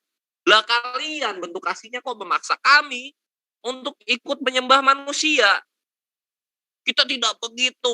Allah bertakiaria. Ngapain ada gereja di hutan kalau gitu? Ngapain misionaris-misionaris kalian itu jalan di pinggir-pinggir hutan? Ngapain di sana mereka? Lupa sama SKB 3 Menteri. Itu ya. Terus kita balik lagi ke ini ya yang dibilang Akhina Nazir, bahwa di luar sana LGBT pun punya Bible. Itu benar adanya. Itu benar. Ini bisa kita lihat di sini. Tada. Ini Tritunggal yang mau bantah naik. Biar gua keplak sama kenyataan. Nah, ini apa, Bang? Ini. Ya. Ini apa, Pres? Ini adalah the Queen James Bible. Jadi the Queen James Bible ini adalah Bible untuk para LGBT. Iya itu dia. Bible untuk para LGBT. Jadi kan kalau yang benernya itu kan King James. Nah, King-nya ini diganti Queen gitu. Waduh. Ini loh. Ini lihat saking berkasih sayangnya sampai biblos yang mereka sendiri pun diberikan untuk para LGBT gitu. Mereka dibiarkan berkasih. Pertanyaannya gini, Bang. Kemudian pertanyaannya gini, mohon maaf ya. Pertanyaan gini, apakah pernah orang-orang Kristen khususnya keagamaan ini melarang hal ini? Itu aja, Bang. Iya, nggak boleh dilarang, nggak boleh ada dalil pelarangannya. Nggak boleh ada loh. Kasih sayang, ingat loh. Siap. Lanjut, Bang. Kasih sayang loh. Makanya ada nih the Queen James Bible. Tritunggal cabang Melayu mesti terima kenyataan ini. Pahit memang, tapi kalian mesti menelan itu gitu. Karena the Queen James Bible ini beredar untuk kalangan-kalangan Tritunggal homo yang taat. Begitu ya. Nah, terus yang paling kocak itu Ivan Villa ada di sini. Warna pelangi itu jadi simbolnya mereka. Iya, ini warna pelangi yang jadi simbol ini. Ini kalau misalnya kita kasih kita kasih kepala di sini nih, kita kasih kepala, terus kita kasih baju, jadilah sesuatu yang salib dalam kearifan lokal yang bisa goyang-goyang Ivan Villa. Nah, sekarang kita Pak Azul kok dikasih tahu. Nah, ini ada yang lucu di sini ya. Jadi di Kejadian 19 ayat 5 di dalam biblos gay punyanya Tritunggal cabang Amerika sono. Di sini jadi diganti, terjemahannya itu diganti. Yang harusnya pengepungan rumahnya Lot ini adalah agar orang-orang Sodom, pria-pria Sodom ini mengetahui siapa malaikat, dirubah, direvisi menjadi supaya orang-orang Sodom ini bisa memerkosa dan mempermalukan malaikat. Bayangin, saking berkasih sayangnya, gay di Amerika sono yang menggunakan biblos ini menerapkan terjemahan yang menyatakan bahwa orang-orang Sodom ini atau enggak, bukan orang-orang, pria-pria Sodom ini ingin memerkosa malaikat. Pria Sodom ingin memerkosa malaikat. Ini otaknya melewati manusia ini. Ini aduh, ini manusia lihat tuh. Diganti. Jadi yang harusnya untuk mengetahui siapa malaikat tersebut untuk mengetahui siapa malaikat tersebut diganti terjemahannya menjadi untuk memerkosa dan mempermalukan malaikat tersebut. Malaikat diperkosa loh. Kepikiran mereka ini ya. Terlalu. Dia memperkosa malaikat. Aduh ini. Aduh. Ini kalian bukan orang kalian ini. Trion. Yes, Ini yes, berarti maha benar Allah dengan segala firman-Nya. Al-Baqarah ayat berapa, Trion? Yang mengatakan ayat kalau 79, Bun. Al-Baqarah ayat 70. Coba dibacakan biar para netizen. Aduh, siapa ini salah satu bukti loh. Apa yang Allah murotalnya firmankan? bagus dong. Bentar. Rubah ayat. Iya, jadi ada dua firman ayat Allah yang maha benar, Ivan Villa. Itu tuh ada di Al-Baqarah 78 sama Ali Imran 79 ya. Pertama kita buka dulu Al-Baqarah ya. Al-Baqarah. Kita buka dulu Al-Baqarah 78. Sah. Oh, 79 berarti. 79. Sah. Nah, ini ya. Ivan Villa ada yang murotalnya bagus, tolong bacakan dong. Al-Baqarah ayat 79. Mana Dedi mana? Ded? Yang ada? Dedi? Oh ya udah kalau gitu kita langsung aja ke terjemahannya. Jadi begini. Maka celakalah orang-orang yang menulis kitab dengan tangan mereka sendiri. Kemudian berkata ini dari Allah. Ya Bang Yan. Jualnya dengan harga murah. Maka Bang. Karena dibacain dulu ya. Al-Baqarah 79. Celakalah mereka karena apa yang mereka perbuat. Oke, Rion, sebentar. Ini Dedi. Silakan Ded dibaca Al-Baqarah 79. Share screen dong. Gak mau. ini. Bentar. Ya, biar saya yang start. Oh, ini udah. Tuh. Sah. Tafadhol, Akhirnya. Saya coba ya. A'udzubillahi minasyaitonirrajim. Bismillahirrahmanirrahim. Fawailul lilladzina yaktubuna alkitaba biaydihim thumma yaquluna hadza. Sebentar. Nyanyiin dong. Oke, lanjut. Oke. Diulang. A'udzubillahi minasyaitonirrajim. Bismillahirrahmanirrahim. Fawailul lilladzina yaktubuna alkitaba biaydihim thumma yaquluna hadza min indillahi liyashtaru bihi thamanan qalila. Fawailul lahum mimma katabat aydihim wa wailul lahum mimma yaksibun. Sadaqallahul azim. Allah. Akbar. Lanjut. Terjemahannya ya. Beri. Maka celakalah orang-orang yang menulis kitab dengan tangan mereka sendiri. Kemudian dengan berkata, ini dari Allah dengan maksud untuk menjualnya dengan harga murah. Maka celakalah mereka karena tulisan tangan mereka dan celakalah mereka karena apa yang mereka perbuat. Lihat, ini adalah Allah yang apa? Ini adalah Tuhan kita gitu. Tuhan yang maha benar beserta segala firman-Nya. Terbukti banyak ayatnya yang terbukti dan sekarang bukti yang terbaru adalah adanya biblos untuk orang gay. Salibnya warna-warni. Maha benar Allah beserta firman-Nya. Kemudian apalagi ya yang mau kita keplak-keplak? Tadi soal kasih kepada wanita udah dibabar oleh Ustadz Tahta. Maka sekarang kita babar lagi di perbudakan, mungkinnya di perbudakan. Ada juga ayat Al-Qur'an yang mengatakan mereka telah merubah-rubah nama orang, nama-nama tempat sehingga hilang keasliannya. Itu kalau tidak salah di mana tuh? Di Al-Maidah kalau nggak salah ya. Saya lupa. Al-Baqarah apa Al-Maidah ya? Iya, ayatnya Aki. Itu masih susah dicarinya itu. Iya, lupa saya. Lukas 19:27, bunuhlah mereka di depan mataku. Ini ya, udah sering kita beri ya pada mereka. Sampai mati rasa mereka itu. Terus di 2 Yohanes 1:10 ayat 11. Jikalau seorang datang kepadamu dan dia tidak membawa ajaran Kristen, janganlah kamu menerimanya ke dalam rumahmu. Dan jangan memberi salam kepadanya, sebab barang siapa memberi salam kepadanya, dia mendapat bagian dalam perbuatannya yang jahat.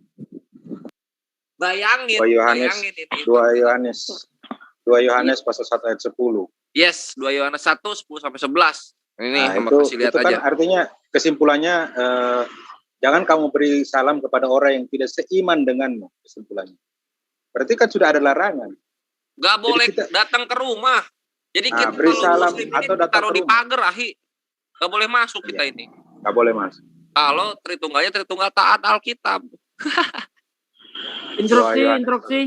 Iya, boleh Ustaz Sugi. Bang Andi masih ada di sini? Masih. Bang Andi masuk ke ruang admin, Bang Andi. Bang Iya. Andre mau bertemu. Ya. Nah, ini ya, Ivan Villa. Jikalau seorang datang kepadamu dan ia tidak membawa ajaran ini, kok ajaran ini sih? Ajaran Kristen itu kok yang ini tuh bentar ya. Kita lihat dulu, kita buka dulu deh. Ajaran Kristennya di mana ya? Itu ada bacaannya. Tolong.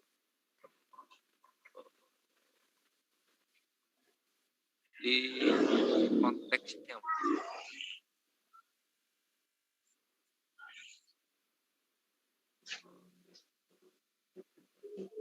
Ajaran Kristus ya, ajaran Kristus ini terjemahan lain disebutnya ajaran Kristus ya.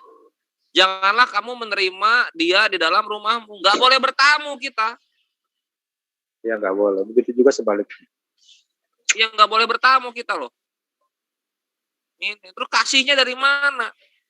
Kalau misalnya dalam bersosialisasi pun mereka tidak menerima orang-orang yang di luar ajaran mereka. Kita memperlakukan tamu tidak begini loh. Nggak begini loh kita, nggak kelihatan. Maaf. Instruksi. Tafadol, akhi. Tolong dikasih tahu sama mereka tentang LGBT. Apa perbedaannya LGBT dengan kita ini yang punya istri 4. Silahkan. Nah ini ya. Nah itu bagus tuh. Bagus tuh. Karena saya lagi serak nih, silakan siapa yang mau ngasih tahu kepada mereka umat Kristen.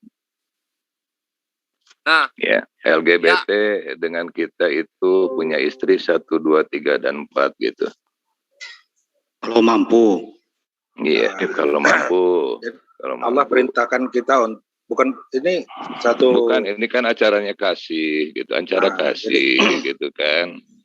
Yang lebih baik mana gitu, kasih mereka yang LGBT itu dengan kasih agama kita yang punya istri 4 gitu. Silakan. Jadi Tuhannya mereka menciptakan manusia, tetapi tidak memberikan solusi kepada manusia. Contoh, kita sekarang perbandingan manusia ini sudah, perempuan dan laki-laki ini sudah dengan 1 berbanding 4. 1 berbanding 4. Terus ya makanya itu saking kasihnya agama kita gitu. Akhirnya mereka cuma memilih satu seumur hidup. Ya. Nah, terus yang 3 ini mau dibawa kemana? Contoh kayak semisal gini ya, 1 berbanding 4. Yang 1 ini sudah dapat pasangan. Terus yang ini gimana? Bagaimana nasibnya mereka? Apakah Tuhannya mereka bisa memberikan solusi bagi mereka? Yang 3 ini kan tidak. Iya. Tapi kalau itu. Jadi kita diberikan yang lucunya itu orang-orang Kristen ya 1 cukup ya, tidak boleh 2, 3 dan 4 gitu kan, yang dan seterusnya. Ya. Terus ini yang LGBT kan laki-laki. Wah, semakin parah juga. Wanitanya diterlantarkan.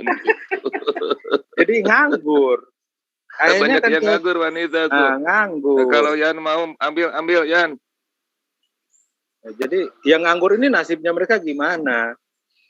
Makanya itu. Nah, sekarang malah yang sejenis yang disetujui, yang ini mungkin solusi. Itu. Di mana kasihnya gitu kan. Makanya itu ajaran kasih itu cuman hoak gitu. Cuman di luarnya Gak aja benar, digambar-gambarkan itu. kasih gitu. Itu gak benar, gak ada ajaran kasih dalam Kristen. Ya makanya. Hoak, semua isinya hoak. Nah ini ada yang terguncang nih, namanya Walden Sinaga. Nama akunnya Walden Sinaga di live comment Ivan Villa. Islam berusaha menyembunyikan kejelekan, keburukan, kesadisan, ajaran Al-Quran. Yang mana? Yang tidak boleh memasukkan tamu ke dalam rumah. Silahkan buktikan. Assalamualaikum. Waalaikumsalam. Boleh nambahin sedikit? Tafadhol ya. Gimana bisa dibilang ajaran kasih? Kalau perempuan sundal, pelacur, dan tukang korupsi bisa di barisan depan masuk surga. Ya itu kasih itu. Matius 21:31. Yes. Ahi, itu kasih itu. Jadi kalau kasih itu membunuh dan yang dibunuh sama-sama masuk surga, Ahi. Nah, jadi sampai ada ajaran kasih. Kalau di Al-Quran udah jelas dari awal kita baca Bismillahirrahmanirrahim. Dengan menyebut nama Allah yang Maha Pemurah, yang Maha Pengasih lagi Maha Penyayang. Mungkin itu sifat Allah, tapi paling tidak mengajarkan kita. Ya betul. Ya, jadi terima kasih, dilanjut. Nah, ya, Al-Quran itu memang mendidik, menata orang dalam kehidupan, bagaimana bersosialisasi. Bang Slayer, saya mau tambahkan boleh ya? Tafadhol, Kang Emil. Ini dalam Matius 19:9 ya. Itu ajaran kasih yang diajarkan oleh Bible itu terhadap sebuah pernikahan itu cuma ini. Kalau ingin perceraian itu cuma dengan zina lah jalannya, atau dengan maut. Artinya kalau ketika seorang wanita itu terkena KDRT, kekerasan rumah tangga, itu nggak boleh cerai. Itu ajaran kasih ya, yang dinamakannya Pak Bang Slayer ya. Yes, itu dibaca lagi ke atasnya, Ahi. Jadi kita kalau misalnya melihat wanita, itu pun udah zina hitungannya ya. Jadi gampang banget cerai di dalam terhitung itu. Ya kita kalau misalnya nggak suka sama istri kita lihat aja cewek lain. Aduh, saya sudah berzina nih, berarti saya udah boleh menceraikan kamu. Kan gitu cara ngakalinnya. Ya. Inilah, ini ajaran belum matang namanya ini. Tapi enggak kalau Pak Abdon. Kalau enggak, gini loh. Dalam Matius 19:9 itu yang boleh menceraikan itu yang laki-laki aja. Yang perempuan tidak boleh menceraikan lakinya, walaupun ayah suami itu bercerai, nggak boleh. Ya emang nggak ada ini wanita kalau di dalam Biblos itu, Ahi, dia adalah warga negara kelas 2. Ya benar. Warga negara kelas 2 wanita dalam Biblos itu. Loh tidak Bang, kata Bang Luga malah Roh Kudus itu wanita. Ya berarti Tuhan kelas 2 kalau gitu. Tuh lihat si Walden Sinaga kagak nyambung. Buktikan dalam nama Allah dan dalam nama Muhammad bisa sembuh orang sakit atau tidak. Bre, kalau misalnya ada yang bertuhankan Mukidi, terus itu Mukidi dibacain tuh ya. Tuh orang yang sakit sembuh, itu orang yang sakit. Lu apa lupa lu? Apa lu lupa dalam Biblos lu tuh dibilang bahwa bahwa nabi-nabi palsu pun bisa bermujizat. Gimana sih? Dibacalah itu Biblos terjemahan, baru terjemahan. Udah kagak tahu ayat-ayatnya. Dablek banget lu jadi tweet. Ya, saya nambahin ya. Mungkin ini ya, pesan silakan noten ya. Coba sekali-kali membaca Alkitabnya itu melepaskan dogma dulu. Dogma dalam dirinya itu dilepas. Pakai akal. Contoh ya. Di Yohanes 7:16. Yohanes 17:3 itu jelas Yesus itu mengatakan utusan. Buat mereka utusan nggak apa-apa. Jadi Tuhan tuh mau jadi utusan, mau jadi kurir, jadi mau jadi susah kalau menghilangkan doa. Iya, mereka nggak ada keberatan, Ahi. Nggak ada keberatan mereka itu. Mereka nggak ada keberatan menyembah manusia, nggak ada keberatan Tuhannya banyak, nggak ada keberatan mereka itu. Yang mereka keberatan itu kalau ibadah mesti pakai perbuatan. Kalau dia sadar, ingin sadar hanya menunggu hidayah dari Allah aja. Nah itu, maka dari itu benar tuh kata. Makanya oten-oten yang pintar bakal jadi mualaf. Iya betul, betul. Iya. Itu kalau misalkan orang pintar juga kalau tidak ada hidayah dari Allah, nggak mungkin juga gitu. Iya iya bang. Kayak si manuk dugul gitu, manuk botak atau manuk bulu itu. Gitu. Nah, ini problemnya lagi juga. Ya bang, boleh saya tambahin? Boleh ya. Problemnya lagi, ini sekarang kan musim pandemi, di mana masyarakat itu banyak yang tidak dapat penghasilan, banyak yang tidak kerja. Ini misionaris ini makin gencar loh. Oh iya, betul. Iya, kekhawatiran saya. Kalau misalnya lihat ini, Ahi, kalau misalnya lihat mayat di hutan, nah itu misionaris tuh, kena COVID. Iya. Itu benar. Yang saya dapatkan kemarin hari Sabtu saya ke Malang. Hari Sabtu pagi saya ke Malang. Itu saya ke Jalan Margo Basuki, daerah Jetis. Nah itu UMNU ke atas terus. Ya. Itu ada yang ada saudara saya yang ngomong, makanya dari malam itu dia ngomong, langsung paginya saya langsung berangkat. Saya cari dia sama ada beberapa teman tuh cari, ada misionaris kami cari, tapi nggak ketemu. Kalau ketemu, wah langsung saya dudukan.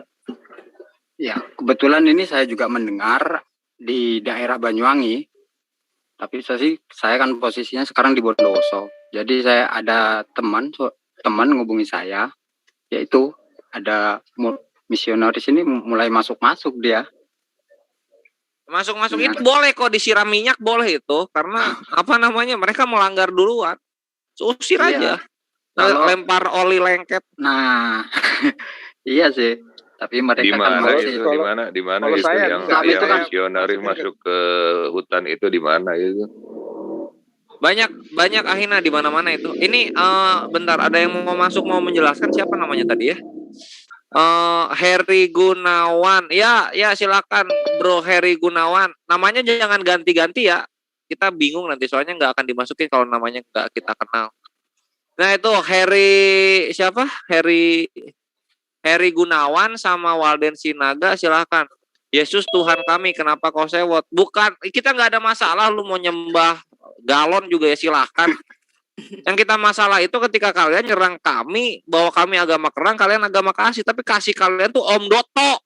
Yesus tuh tidak pernah berbuat sesuatu yang menandakan itu kasih. Agak ada. Cuma apa namanya berorasi kasihilah, tapi buktinya nggak ada. Buktiin coba, kalau ayatnya ada buktiin kemari. Kalau nggak ada, masih nggak ada itu di Biblos lo ya Walden. Kalau masih nggak ada, mending Injil lu ditambah 2 lagi gitu. Jadi Matius, Lukas, Yohanes, Mukidi sama Cahyono tuh tambahin 2 lagi supaya ada. Saya kadang-kadang mereka itu egois gitu kan, dia yang menyerang duluan. Kita itu agama teroris, agama apa? Sementara agama kasih mereka justru sebaliknya gitu, Mas Layer.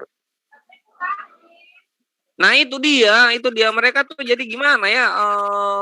Playing victim. Iya, playing victim, playing childish. Ini kok nggak aktif ya, Ju? Ini linknya aktif nggak, Ivan Villa, yang di hamba share ini? Bentar ya. Aktif. Aktif linknya, kok nggak biru di sini? Aktif, saya sudah pantau. Oke, siap. Thank you. Ya, silakan tuh masuk. Ya, gimana, Ahi? Lanjut, silakan. Tambahan lagi Slayer. Tambah yang banyak. Nah, itu kalau memang dia bisa nyembuhin, kenapa nggak sekarang COVID di mana-mana? Bantuin dong sembuhin. Paling nggak di daerahnya sendiri dulu. Betul sih. Hola bala tuh. Iya. Kumpul tuh di bundaran HI, terus lu Roh Kudus tuh, bahasa roh tuh. Hola bala, pergi COVID. Hola bala. Siapa tahu hilang COVID-nya kan? Katanya Sumudung Manubulu itu ada COVID, dari bumbu dapur semua ada di Bible kan? Pola kisahnya ada. Apa? Gimana itu? Yusuf Manubulu kan ngomong gitu. COVID itu udah ada di Alkitab. Jangankan COVID, bumbu dapur aja ada katanya. Oh, sakti juga ini manusia tak berleher ngomongnya. Jadi Bible itu campur aduk ya, sampah-sampah masuk ya. Iya, campur sari, campur aduk. Mana nih udah masuk belum si Heri Gunawan? Masuk sini Heri, silahkan. Sampai inilah Bang Selayar. Putri Pak, Ratu Pantai Selatan juga ada dalam Bible. Anyway, Van Villa, mungkin kita berikan lagi kesempatan ini kepada asatidz kita. Gurunda Zuma, tafadhol Gurunda, ditambahkan lagi mengenai kasih ini. Baik, terima kasih para sahabat sekalian. Dulu, saya sapa dulu. Assalamualaikum, Ustadz. Lanjut, Ustadz. Waalaikumsalam warahmatullahi wabarakatuh. Jadi saya hanya ingin memberikan sebuah perumpamaan ya, karena kalau kita berbicara kasih berdasar terhadap dalil, maka akal sehat ini tidak akan pernah bisa menyembunyikan ya kekecewaan terhadap slogan kasih ini yang tidak memiliki dalil sama sekali dan praktek sama sekali sebagai pembuktian kebenaran. Kita ngambil perumpamaan gini. Di Nusantara sebelum merdeka berdiri kerajaan-kerajaan besar di mana penganutnya menjadikan Kristen sebagai sebuah agama kerajaan. Berdirilah di Sriwijaya sana kerajaan Kristen besar. Berdirilah di Jawa kerajaan Kristen besar. Berdirilah di Sulawesi Selatan kerajaan Kristen besar. Kemudian umat Islam datang menjajah kurang lebih 3 abad lebih. Kerajaan-kerajaan Kristen ini kemudian bersatu padu untuk kemudian melawan penjajah Islam yang datang.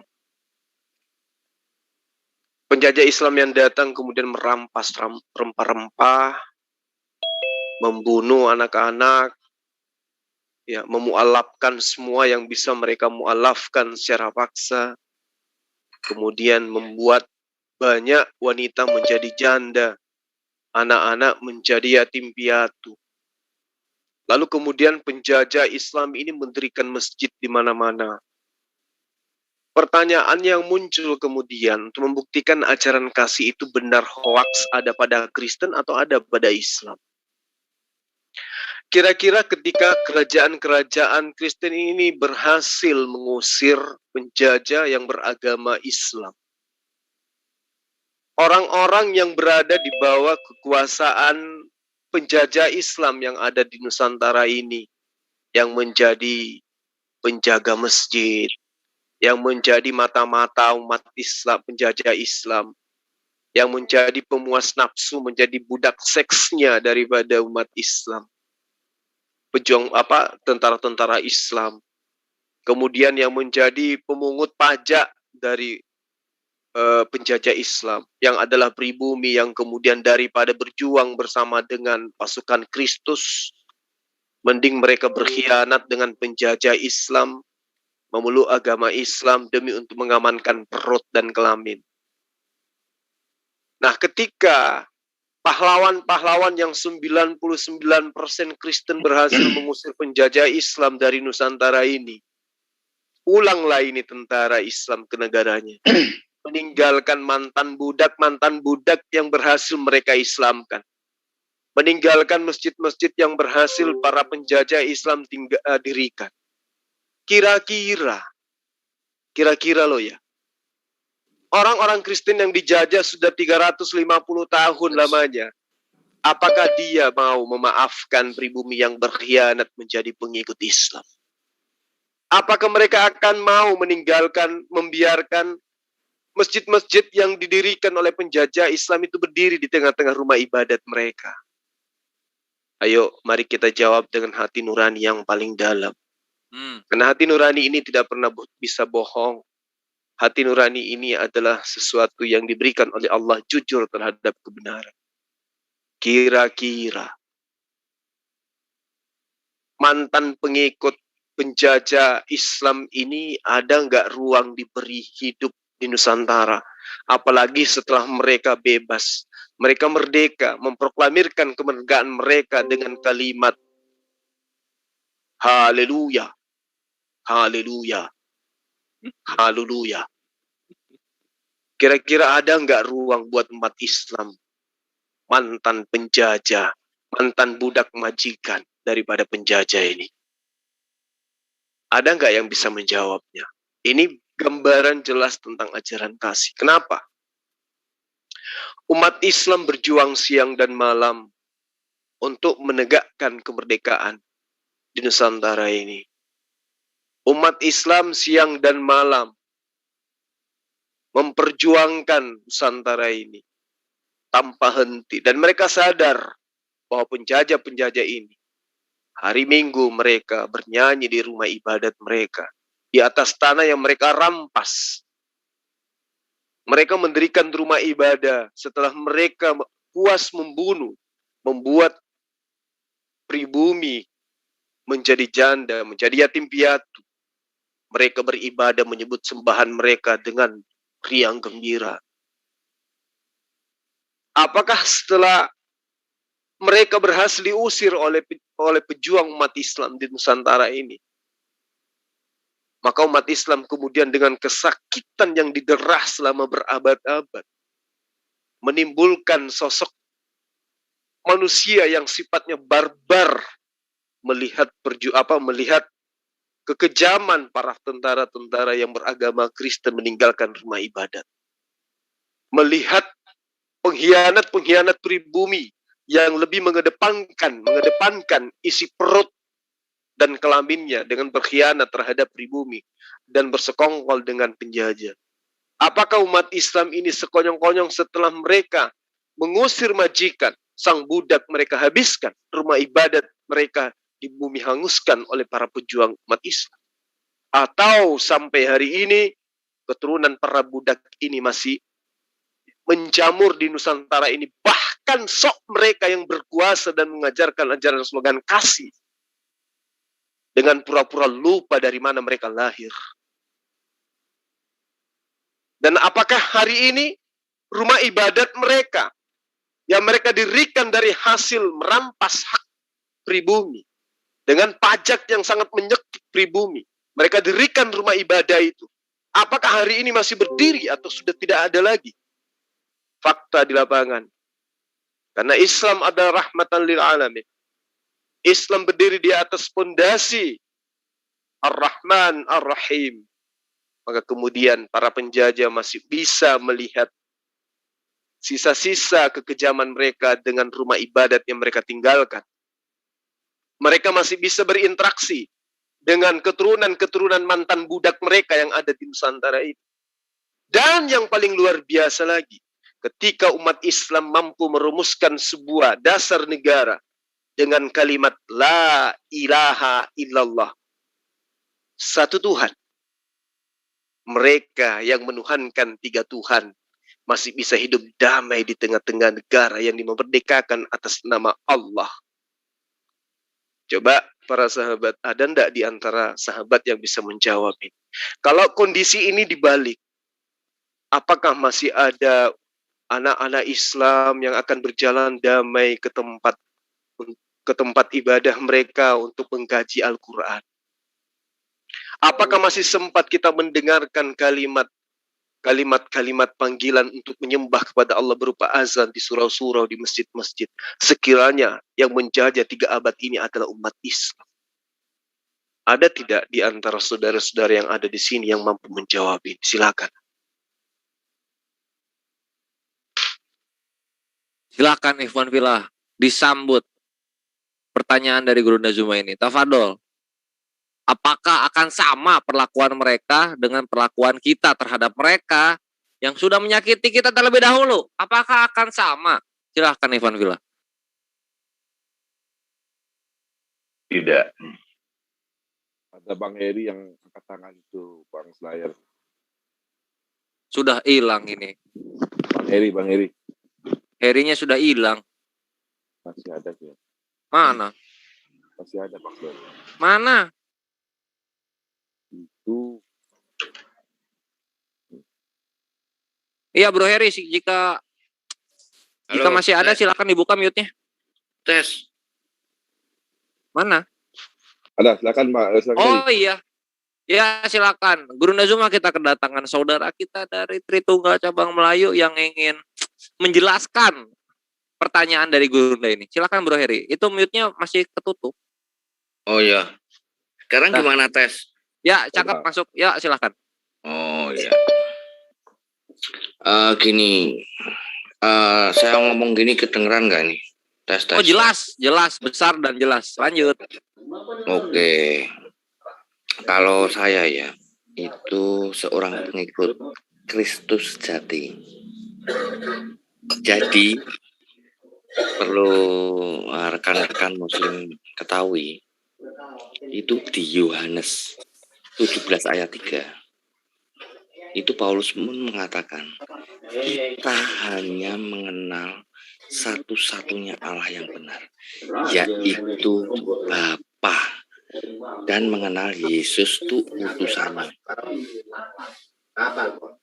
Jadi Yesus itu diberi kuasa oleh Bapanya Yesus, namanya Bapa ya. Allah itu Bapanya Yesus. Dia diberi kuasa, segala kuasa di surga dan di atas langit, di bawah bumi, itu kepada Yesus itu. Dia yang diurapi. Tapi Yesus itu bukanlah Allah. Dia utusan untuk menyelamatkan umat manusia. Tidak ada orang yang datang kepada Bapa kalau tidak melalui aku, dalam kurung Yesus itu. Jadi Yesus ini itu jalan menuju ke Bapa. Bahkan kalau saya lihat di Islam itu ada 5 kalau nggak salah itu. Satunya itu zakat, terus poin ketiganya itu ada yang mendengar harus mempelajari Injil. Nah itu di situ. Jadi kalau menurut saya itu Kristen sejati itu tidak melenceng dari Alkitab. Tidak melenceng. Allahnya Allah tauhid. Hanya Allah yang esa. Yesus itu begitu. Ngomongnya begitu. Bahkan Yesus itu ngomong begitu. Saya ngomong ini dengar ya, Pak? Didengar. Dengar. Jadi, Pak Heri, ya. maaf nih, boleh saya menambahkan nggak buat netizen ya? Silahkan, Oke, kita kan share. gini ya Pak Heri, saya Josi Dewi. Pak Heri, pertama saya mau bertanya, Pak Heri ini denomnya apa? Denomnya itu maksudnya alirannya atau apa gitu? Apa Pak Heri Oneness, Tritunggal atau apa? Oh, saya enggak. Itu Tritunggal itu kalau menurut saya itu kalau jadi hati Pak Heri ini Unitarian gitu. Iya, yang betul. menganggap Yesus itu hanya utusan. Ya. Betul sekali. Netizen perlu mengetahui ya, ini buat netizen yang mendengarkan kalau Pak Heri ini bukan beraliran Tritunggal atau Oneness, tapi Unitarian yang menaruh posisi Yesus itu sebagai utusan. Tapi perlu Pak Heri ketahui ya, supaya tidak ada kebingungan kepada para netizen. Iya. Adalah begini. Kalau di Pak Heri memposisikan Yesus itu sebagai utusan, sama seperti yang diajarkan oleh agama Islam, oleh baginda Rasulullah Muhammad SAW, peace be upon him. Kalau Nabi Isa itu adalah utusan Allah, Rasulullah. Itu yang perlu Pak Heri ketahui ya. Dan tadi Pak Heri mention kalau di hukum Islam, iman Islam itu untuk menghormati nabi-nabi. 25 nabi yang harus kita hormati, salah satunya Nabi Isa alaihissalam. Dan begitu pun juga kepada Nabi Musa, kepada Nabi Yakub, kepada Nabi Ishak. Begitupun juga kepada Nabi Nuh, kepada Nabi Adam. Jadi bukan hanya specifically agama kami menyuruh kami untuk mengimani kepada satu nabi saja. 25 nabi itu harus kami hormati, Pak. Jadi tidak bisa menekankan kepada, oh kamu umat Islam, kan disuruh kamu mengingin Isa. Bukan hanya Isa aja, Pak. Musa pun begitu. Kalau tadi omongan Pak Heri itu berarti kami juga harus mengikuti ritual Yahudi dong? Enggak. Dalam arti di sini. Maaf, saya dulu, Pak, enggak, sebentar Pak Heri, biar saya jelaskan. Ini saya mau berbicara dengan netizen, Pak Heri. Oh, supaya netizen mengerti. Ya, jadi untuk masalah Injil, Pak Heri, Injil yang kami imani adalah Injil yang diberikan oleh Allah Subhanahu wa taala kepada Nabi Isa alaihissalam, yang difirmankan kepada Nabi Isa alaihissalam. Bukan Biblos, Pak. Bukan Matius, bukan Lukas, bukan Yohanes, bukan Markus. Itu yang perlu Pak Heri ketahui. Dan kepada para netizen ya, Injil yang diberikan oleh Allah Subhanahu wa taala yang difirmankan kepada Nabi Isa alaihissalam. Bukan Matius, bukan Lukas, bukan Yohanes. Begitu Pak Heri. Silakan dilanjut. Dan Ustadz Juma, silakan Ustadz Juma. Saya hanya ingin menambahkan saja. Halo. Ya lanjut Pak Heri. Boleh saya ngomong? Silakan lanjut Pak Heri. Gini, kalau Injil itu kan itu bukti sejarah loh. Injil itu bukti sejarah. Jadi Matius, Lukas, Yohanes itu saksi hidup. Itu murid-muridnya Nabi Isa, yaitu kalau di Islam kan Nabi Isa itu, yaitu Yesus Kristus. Itu saksi hidup.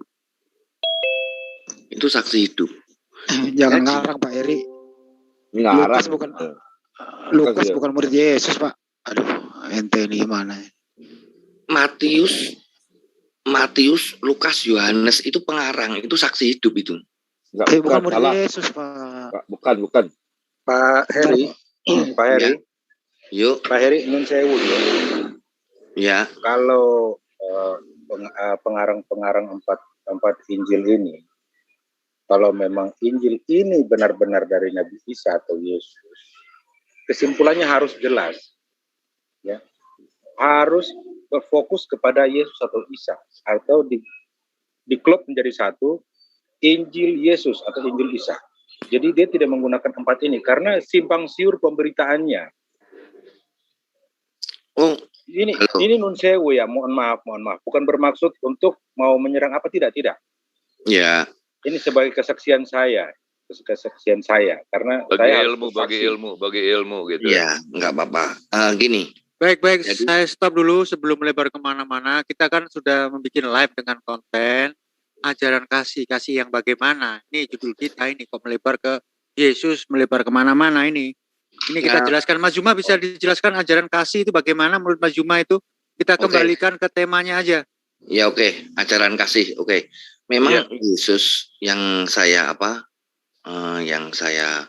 imani itu memang mengajarkan ajaran kasih. Dalam artian gini, kalau saya sebagai logika saya sebagai manusia, itu kalau kejahatan dibalas kejahatan, itu kan tidak ada habisnya. Sedangkan misi Allah mengutus Yesus itu untuk karena Allah itu kasih. Dia ingin menyelamatkan manusia. Jadi bagi saya Yesus ini itu dia manusia ilahi. Baik, bagi Pak Heri, Yesus manusia penuh kasih sebagai kasih manusia lah itu. Bagaimana tanggapannya Mas Juma? Baik. Jadi saya mohon maaf ya, saya harus mengatakan gini. Apapun sekte yang dianut oleh sahabat-sahabat Kristen, itu muaranya nantinya Yesus itu dianggap nyaris setara dengan Tuhan. Tadi sudah muncul Yesus itu adalah manusia ilahi. Artinya bahwa kata ilahi diambil dari Al-Quran untuk menunjukkan bahwa Yesus itu adalah Tuhan. Ilahi itu bahasa Quran. Oh gini, maaf, kalau boleh saya jelaskan ya. Bagi iman saya, Allah itu sendiri, Tuhan itu sendiri. Tuhan itu sama dengan utusan, Tuhan, atau dia Mesias, atau yang diurapi. Jadi Tuhan itu bukan sesembahan. Tapi dia yang diutus Allah untuk menyelamatkan. Dan dia itu, kalau menurut iman saya, dia itu sebelum dunia ada, dia itu anak Allah dalam bukan kawin dari hasil kawin itu enggak, tapi Allah itu punya anak roh, yaitu ciptaan yang sulung, yaitu Yesus itu. Yesus itu bagi iman saya ciptaan yang sulung sebelum